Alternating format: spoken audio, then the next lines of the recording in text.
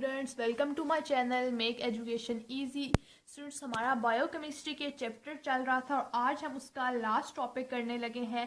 That is very important. वो topic है हमारे पास विटामिन्स। ठीक है, विटामिन्स को सबसे पहले हम जर्नल देखते हैं कि विटामिन्स हमारे पास सबसे पहले जो है विटामिन्स का वर्ड किस साइंटिस्ट ने यूज़ किया था। हमारे पास एक बायोकेमिस्ट था, क्योंकि विटामिन बायोकेमिस्ट्री की टर्म आती है इसलिए हमारे पास एक बायोकेमिस्ट था। ठीक है, जिसका नाम था हमारे पास कैस्मिर फंक। उसने 1912 में सबसे पहले जो है वर्ड विटामिन को चूज किया था। ठीक है, अगर अब हम देखें विटामिन तो हमारे पास उसने जो वर्ड था वो हमारे पास था VITAMINE,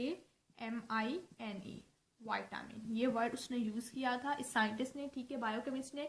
और ये हमारे पास जो है ये लैटिन वर्ड है, लैटिन वर्ड है ये हमारे पास। और वाइटा का हमारे पास जो मीनिंग होता है वो होता है वाइटा मीन्स लाइफ। ठीक है, तो हमारे पास वाइटा का मीनिंग है लाइफ। ठीक है, अब हमारे पास क्या है, क्योंकि हमारे पास जो इसने फर्स्ट वर्ड डिस्कवर किया था उसमें वर्ड जो था वो ई भी था, लेकिन अब हम जो विटामिन के स्पेलिंग लिखते हैं उसमें हम ई नहीं डालते हैं, लेकिन जब ये इसने जो वर्ड प्रोनाउंस किया था उसमें हमारे पास इसकी स्पेलिंग में भी ई था। ठीक है, तो ई क्या था, ठीक है, क्योंकि बेटा का मतलब हमारे पास जो है वो लाइफ होता है और आगे हमारे पास बच गया AMINE, अमाइन। ठीक है, तो इसका मतलब है कि ऑल फैक्टर जो है जिनमें अमाइनो ग्रुप होता है, ठीक है, वो हमारे पास इसमें आते हैं। इसलिए फाइनली जो है ई ड्रॉप कर दिया गया था कि all factors were not amine, क्योंकि उसमें हमारे पास विटामिन में जो है वो सब अमाइंस नहीं थे। ठीक है, ई हमने तब डाला था कि हमारे पास हमें लग रहा था उस साइंटिस्ट को कि हमारे पास जितने भी विटामिन फैक्टर हैं वो सब अमाइनो एसिड्स होते हैं, बट ऐसा नहीं था, इसलिए ई वर्ड को रिमूव कर दिया गया था।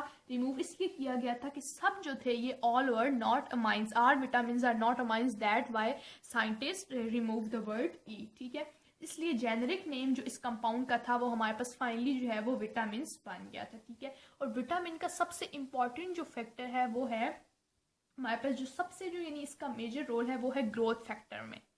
ठीक है, ग्रोथ फैक्टर, ग्रोथ के लिए हमारे पास हमारी बॉडी की ग्रोथ के लिए जो है वो विटामिन बहुत ज़्यादा जो है वो नेसेसरी है। अगर अब हम विटामिन को स्पेसिफिक उसको डिफाइन करें, ठीक है, तो हम विटामिन को किस तरह डिफाइन करेंगे कि vitamin are specific organic compounds. ठीक है, विटामिन हमारे पास हैं तो ऑर्गेनिक कंपाउंड, लेकिन उन्होंने क्या लिखा है, vitamin are specific organic compound. अब आगे क्यों उन्होंने लिखा है specific organic compound, which are required by our body to prevent specific disease. ये स्पेसिफिक ऑर्गेनिक कंपाउंड इसलिए है क्योंकि ये हमारी बॉडी को कुछ स्पेसिफिक जो डिजीज हैं उनसे प्रिवेंट करते हैं, उनसे बचाते हैं, but can not be produce by our body, क्योंकि हमारी बॉडी वो चीज़ प्रोड्यूस ही नहीं करती है। ठीक है, कुछ डिजीज ऐसी होती हैं जो हमारे पास विटामिन की डेफिशिएंसी से ही हमारी बॉडी में आती है, और हमारी बॉडी में खुद ऐसी इम्यूनिटी नहीं होती है कि वो उन डिजीज के अगेंस्ट फाइट कर सके। इसलिए जो है विटामिन जो है हमारी बॉडी के लिए बहुत ज़्यादा ज़रूरी है कुछ स्पेसिफिक डिजीज से प्रिवेंट करने के लिए। तो अगर मैं यहाँ पे डेफिनेशंस लिखूँ तो बहुत इसकी इजी और जनरल डेफिनेशन है कि vitamin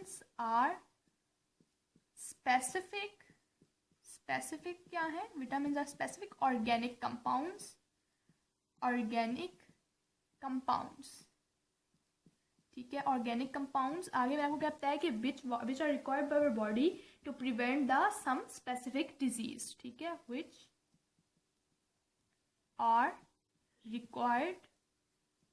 are required by our body to prevent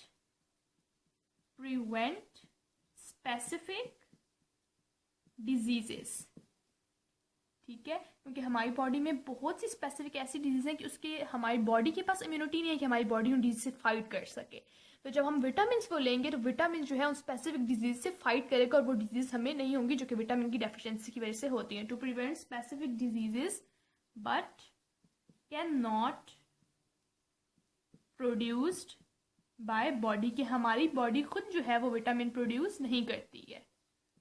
ठीक है, हमारी बॉडी में कोई ऐसा विटामिन नहीं है, बल्कि जितने भी हम विटामिन की इंटेक करते हैं वो अपने जो डाइट में जो न्यूट्रिएंट्स हैं विटामिन हमारी उसी के आता ही नहीं। विटामिन एक ऐसा फैक्टर है जो हमारी बॉडी में ऑलरेडी प्रेजेंट नहीं है। ठीक है, जिस तरह हमारे पास जो है इंजाइम्स कुछ होते हैं जो कि प्रोटीन्स होते हैं वो ऑलरेडी हमारी बॉडी में प्रेजेंट होते हैं, लेकिन विटामिन का ऐसा कोई सीन नहीं है। विटामिन हमारी बॉडी के नेसेसरी हैं, तो वो हमें जो है एज ए डाइट और एज ए न्यूट्रिएंट ही हमें लेने पड़ते हैं। ठीक है, और जैसे कि हमारे पास प्रोटीन्स, फैट्स, कार्बोहाइड्रेट, मिनरल, ये सारी चीज़ें हम अपनी डाइट में लेते हैं, इसी तरह विटामिन भी इसी तरह हमारे पास ज़रूरी है डाइट के लिए। उसके अलावा विटामिन डी की विटामिन में अगर हम विटामिन सबसे जो इम्पोर्टेंट विटामिन है अगर हम देखें वो विटामिन डी, तो विटामिन डी की डेफिशिएंसी जो है ये सबसे ज़्यादा हमारे पास अफेक्ट करती है बोन्स पर। विटामिन डी की डेफिशिएंसी सबसे ज़्यादा अफेक्ट करती है बोन्स पर।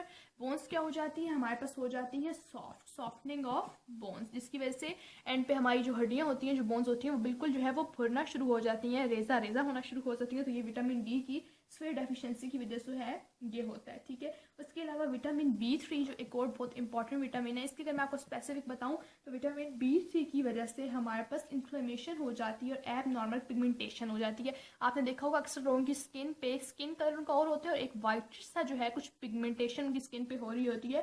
तो असल में बहुत से लोग उन्हें समझते हैं कि वो एल्बिनो होते हैं, लेकिन एल्बिनो और चीज़ है, ठीक है, एल्बिनिज्म और डिजीज़ है।